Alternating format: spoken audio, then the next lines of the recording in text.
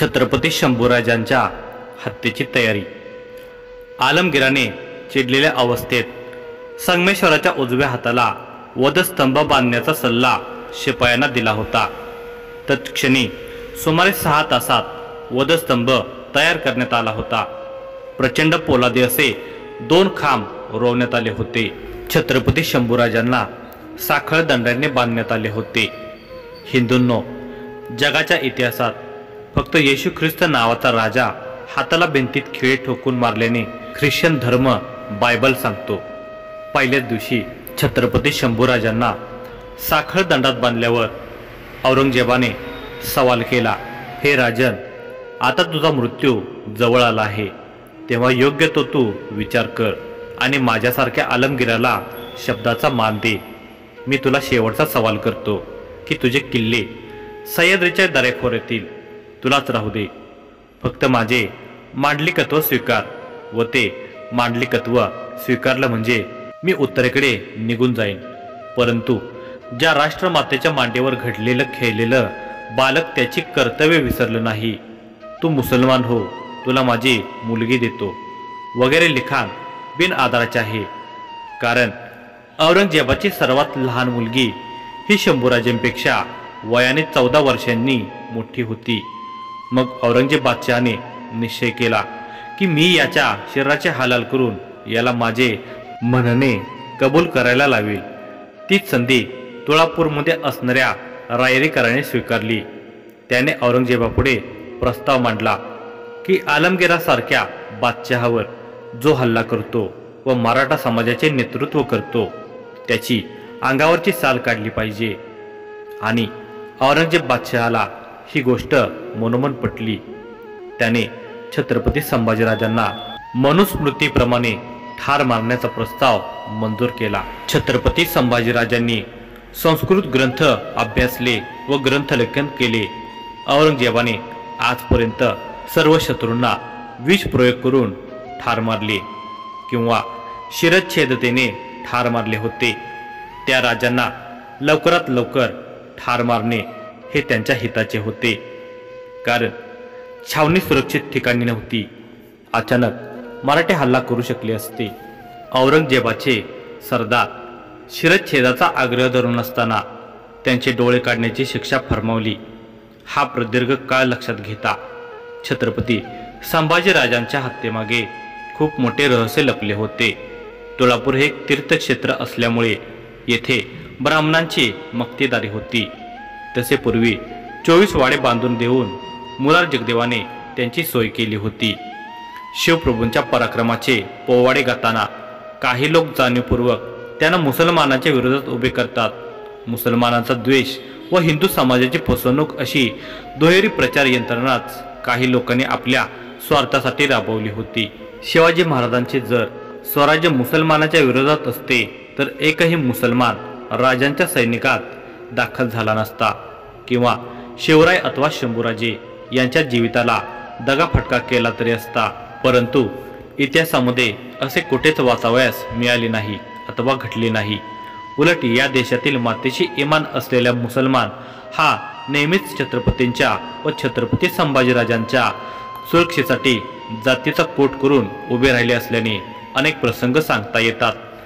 छत्रपती संभाजी आपल्या कैदेत असूनही 5 लाख फौजेच्या गराड्यातून छत्रपती संभाजीराजांपर्यंत संदेश जातो व तेथून पुन्हा रायगडावरून उत्तरही पोहोचते। याची काही दिवसात खबर बादशहाच्या जासूदांना मिळाली होती। औरंग्याने पहारे व चौक्या यांची तपासणी करून संदेश वहनाचे मार्ग बंद करण्याचा जातीने प्रयत्न केला होता, परंतु तरीही तसेच झाले आणि मग बादशहाच्या संशयाचा भाला मिया खानाकडे वळाला। राजांना कैद होऊन 1 महिना झाला होता। इकडे शंभूराजे औरंगजेबाच्या कोणत्याही प्रश्नाचे उत्तर देत नव्हते।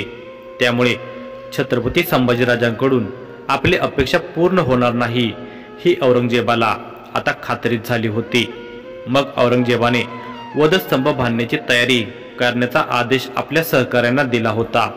2 प्रचंड असे पोलादी खांब आणण्यात आले होते। त्यावर खालीही एक आडवा पोलादी खांब तयार करण्यात आला होता। हात साखळदंडाने बांधता यावा म्हणून वरच्या बाजूलाही आडवा पोलादी खांब बांधण्यात आला, अशी ती जागा होती. आज ज्या ठिकाणी तुळापूर येथे समाधी बांधण्यात आली आहे तीच जागा, आणि बरोबर सुमारे 50 फूट लांब डाव्या हाताला कवी कलशांसाठी तसा स्तंभ बांधण्यात आला होता. दोघांनाही साखळ दंडाने बांधण्यात आले होते. मग मात्र औरंगजेबाने शाही आदेश आपल्या सहकाऱ्यांना सोडला की सुरुवातीला दोघांनाही चापकाच्या फटक्याने अंगावरील कातडी उडेपर्यंत मारा, आणि सुरुवात झाली. 1 फेब्रुवारी 1689ला छत्रपती संभाजीराजा व कवी कलश यांना गणोजी शिर्के यांच्या माध्यमातून पकडण्यात आले होते. एव्हाना सुमारे 1 महिन्याचा काळ लोटला होता. कवी कलशाने अन्न वर्ज केले होते. इतक्यात औरंगजेबाने फटके मारणाऱ्या त्या नराधमांना थांबवण्याचा आदेश दिला आणि त्यांना शेवटचा एक प्रश्न विचारला, तुझी शेवटची इच्छा काय आहे? तेव्हा राजांनी बाणेदारपणाने व स्वाभिमानाने औरंगजेबाला उत्तर दिले की हे औरंग्या, माझी शेवट इच्छा आता एकच आहे की माझे वडील शिवाजीराजे जसे रायगडावरील जगदीश्वरांच्या मंदिरासमोर मरण पावले आणि त्यांची समाधी जगदीश्वर महादेवापुढे चिरंजीव झाली, तशीच या पावन अशा भीमा इंद्रायणीच्या संगमावर व माझे आजोबा शहाजीराजे यांनी नामकरण केलेल्या व जीर्णोद्धार केलेल्या संगमेश्वरापुढे समाधी बांध आणि कवी कलशाचीही समाधी माझ्या शेजारीच बांध. हे उत्तर ऐकून औरंग्याचा पारा आणखीनच वाढला. मृत्यूसमोर दिसत असताना देखील छत्रपती संभाजीराजांनी स्वतःचे प्राण वाचवण्यासाठी शिवरायांनी मावळ्यांच्या सहकार्याने निर्माण केलेले हे शिवराज्य औरंगजेबाच्या चरणावर ठेवले नाही. म्हणजे त्यांनी स्वराज्यासाठी बलिदान दिले, पण वैदिकांनी स्वतःच्या फायद्यासाठी व देशात दंगली घडवून आणण्यासाठी छत्रपती संभाजीराजांच्या जीवनात घडला नाही तो वृत्तांत इतिहासात घुसटला गेला होता. राजांच्या चरित्राचे विकृतीकरण करण्यात आले होते, पण बखरकार, नाटककार, कादंबरीकार यांनी स्वतःची वासना शमविण्यासाठी त्यांच्या चरित्रावर शिंतोडे उडवले आहे. औरंगजेबाचा पारा चढल्यानंतर तेथे उपस्थित असणाऱ्या सल्लागारांकडून औरंगजेबाला सल्ला देण्यात आला कि जहापना, अब देर की कोई बात नहीं बची है, अपनी कार्रवाई करने की तैयारी शुरू कर दो. हमने आपको जो सलाह दिया है उसकी तरफ से ये काफरों का मृत्यू होना चाहिए. मग ठरल्याप्रमाणे औरंगजेब तालीम म्हणून भाता पेटवण्यात आला होता. त्या भात्यामध्ये 4 टोकदार अशा सळ्या तापवण्यासाठी ठेवण्यात आल्या होत्या. छत्रपती संभाजीराजांनी उघड्या डोळ्यांनी हा प्रसंग पाहावा म्हणून हशम पुढे दोन्ही हातात सळ्या घेऊन सरसावला. तो कलशाच्या पुढ्यात आणि दोल बंदंड असे शरीरयष्टीचे हशम यांनी कवी कलशांचे केस मागून पकडले होते आणि खाली खेचले होते. यत्किंचित हालचाल करायलाही कलशांना वाव नव्हता. त्या लालजर्द झालेल्या सळ्या हशमांनी कवी कलशांच्या डोळ्यात घातल्या आणि चर चर असा आवाज झाला. दोन्ही बुबळे हाती घेतली आणि हशम आनंदाने नाचू लागला. कवी कलश वेदनेने विवळत होते, पण कवी कलशांनी स्वाभिमानापुढे त्याने अंधार स्वीकारला होता. औरंगजेब पुन्हा छत्रपती संभाजीराजांच्या पुढ्यात हजर झाला आणि राजाला म्हणाला, हे राजन, देखा इसका हाल, अब तेरी बारी है. मैं तुझे आखिरी बार एक सवाल पूछता हूँ. तेरा खजाना, जड़ जवाहर और अन्य सामग्री कहाँ है? और हमारे सरदारों में से तेरे साथ कौन कौन शामिल है? यह तो मुझे तत्काल बताओ, नहीं तो तेरी भी आंखें निकलने की तयारी शुरू कर दी है. या दोन्ही प्रश्नांनी राजांनी उत्तरे दिली नाहीत. स्वतःचे प्राण धोक्यात असतानाही स्वराज्याचा खजिना शत्रूला न देणारे छत्रपती संभाजीराजे महान राष्ट्रपुरुष होते. त्यांनी स्वराज्याला आर्थिकदृष्ट्या बळकट केले होते. ते काय औरंग्याला देण्यासाठी नव्हते. छत्रपती संभाजीराजांच्या स्वराज्यनिष्ठ धोरणामुळे औरंगजेब हतबल झाला. काही इतिहासकारांनी धर्मासाठी संभाजीराजांनी बलिदान दिले असे खोटेच लिहिले आहे.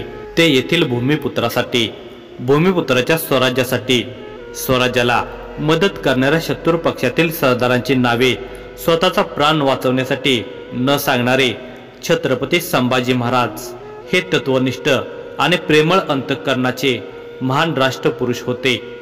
त्यानंतर बलिष्ठ शरीरयष्टीच्या एका पठाणाने ओसाचे काडे पिरगाळावे तसे कविराजांचे पाय मागे खेचले. दोघांनीही आपल्या एका हाताने कविराजांची मुंडी धरली. त्या पठाणाने कवी कलशांच्या जबड्यात हात घातला. कवी कलशांचे मुख रक्ताने भरून गेले होते. त्या धटिंगणाने कवी कलशांची जीभ बाहेर खेचली होती आणि एका हाताने ती विदभर बाहेर काढली होती. धारदार कातरीने खासकन छाटली आणि तोंडातून रक्ताचा डोंब उसळला गेला होता. ओरडताही येईना, जीव कासावीस झाला होता. तोपर्यंत संभाजीराजांना चापकाच्या फटक्यांखेरीज कोणतीही इजा केलेली नव्हती. छत्रपती संभाजीराजे उघड्या डोळ्यांनी कवी कलशांच्या छाटलेल्या जिभेकडे पाहत होते. ही जणू संभाजीराजांना दाखवण्यासाठी रंगीत तालीमच होती. दुपारचे 4 वाजले होते.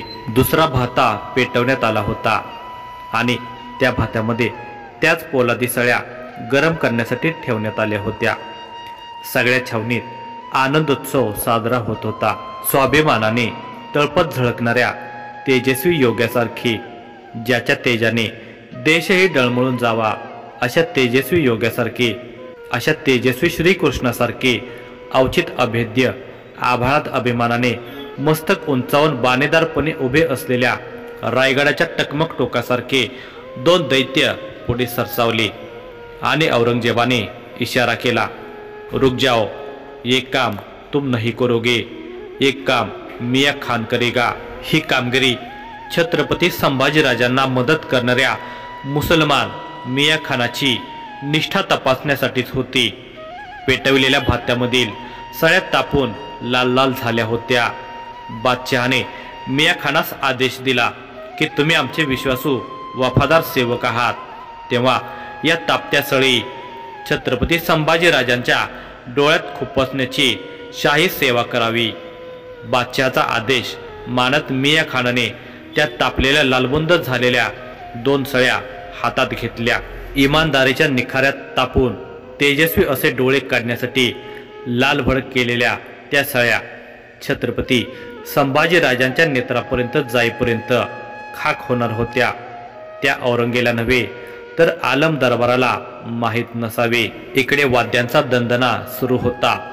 दिन दिन अल्लाहू अकबर आवाज चालू होता. त्या तापलेल्या सळ्या दोन्ही हातात घेऊन मिया खानाने एक एक पाऊल पुढे टाकले होते. त्याच्या एका एका पावलावर संपूर्ण धरणीचे जणू वजनच होते. हजार चंद्रसूर्याचा प्रकाश मिया खानाला छत्रपती संभाजीराजांच्या नेत्रात दिसत होता. पांडवाच्या अर्जुनाला भगवान श्रीकृष्णाने कुरुक्षेत्रावर दाखवलेल्या विश्वरूप दर्शनाची पुनरावृत्ती होत होती. स्वधर्मी निधनम ध्येय जगावे व त्या धर्माचे पालन करतानाच बलिदान द्यावे, हाच तो गीतेचा संदेश होता. मिया खानाला छत्रपती संभाजीराजाने आपल्यावर केलेल्या उपकाराची राहून राहून आठवणच येत होती. छत्रपती संभाजीराजांना कैदेतून पळवून पसार करण्याचाही त्याचा इरादा होता. परंतु तुळापूरपासून जवळपास 20 मैलापर्यंत कोणाकडेही बादशहाने घोडा शिल्लक ठेवला नव्हता. वडू तुळापूर हा सपाट प्रदेश असल्याने रानावनांचा, डोंगरदऱ्यांचा फायदा घेऊन निसटता येण्याची शक्यता नव्हती. आजपर्यंत जमेल तेवढी संभाजीराजांची इमाने इतबारी सेवा केली होती, परंतु आताचा प्रसंग मोठाच बाका होता.